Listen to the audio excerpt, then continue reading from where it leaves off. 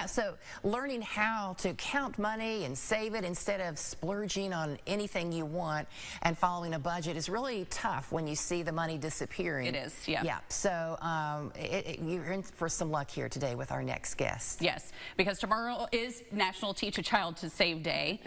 Which I remember as a kid, like my parents were always like, here's your money and here's how much you have to spend, and that kind of instilled some of that in me. But we're going to help you out with this with certified planner and father of 6, I think, who knows this conversation all too well. Gregg Murset, CEO of BusyKid, joining us this morning. Greg, thank you so much, because I think this is a challenging thing for parents to try to tackle with their children, and instilling that money management thought. Exactly. Right? So what do you suggest? What do you recommend? Well, I haven't heard that find a penny thing for a long time, so and you're exactly right. Kind of gone are the days of the old piggy banks and jars and envelopes. Come on, okay? We're living in a day and age where money's invisible. Yeah. It's literally just numbers on a screen now, so you've got to change the way you teach. I think the best way to teach a kid how to save is to do it every single time they earn money, or in other words, live a balanced financial approach. So every time they earn money, they need to set a little bit aside for saving and investing. Then they need to share a little bit with charity or something they care about, and then spend the rest. And they do it with a card or on their phone. That is reality these days. And I think that's the way you really set in motion a pattern of saving throughout their life, is by doing it every time they earn money. I love that. Like share, spend, save. You know, it's kind of like the three S's of money management. Yeah. And if you think about it, that's exactly what we do as adults, right? We go to work, we earn some money, we save and invest some, usually in a 401k or something. We share, we usually give something to church or charity, and then we spend the rest, and we do it with a card or in our phone. And so that's exactly what we've kind of created for kids these days, is like this little ecosystem that they can learn before they smack into reality, because it's coming their way, so we better get them prepped. Oh, and that's still even tough as adults too, right? Yeah, so Greg, what do you notice as far as maybe some of the big hurdles parents face when trying to instill some of these habits? Probably the biggest hurdle is the parents themselves not feeling confident, not feeling like they're very good at this, so they kind of avoid it, right? If you're not really good at something, you try to tiptoe around it.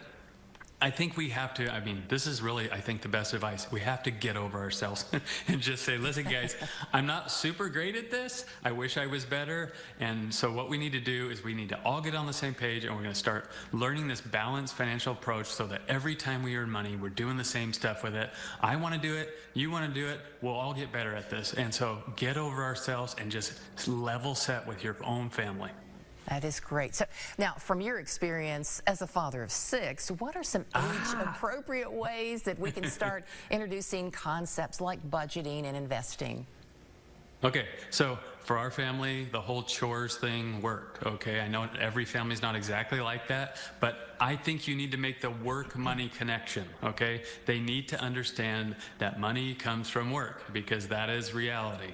So give your kids some chores to do around the house, let them earn some money. And I know some chores you're like, I'm not gonna pay you to brush your teeth because you just need to do that, but I will pay you to mow the lawn or whatever. Just make it work, but get some money into their hands so that they can start having experience with money.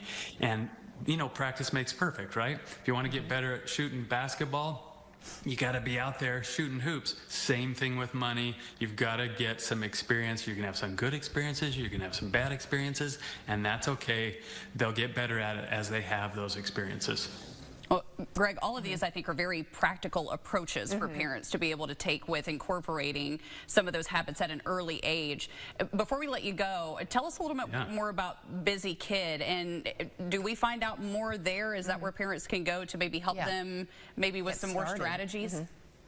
Yeah, so, you know, you take a dad of 6 kids and you certify financial planner, and you stick them together, and this is what you get, okay? This BusyKid is an app to teach kids these exact things. How to bust it out, earn some money. Once you get the money, some of it goes into saving, where they can learn how to invest. You share a little bit with charity, and then you spend, you get a card, you get out there, you be able to swipe the card and learn, like, oh my goodness, the numbers changed. And I had to scoop dog poop and clean my room and wash the car, and it took me 3 weeks to buy that shirt. So these are huge lessons that teach, you know, that we can teach kids by letting letting technology help them and teach them. And I always remember I learned a lot more when it was my money, and I was like, okay, well, this is mine, and I got to be able to make that dollar stretch.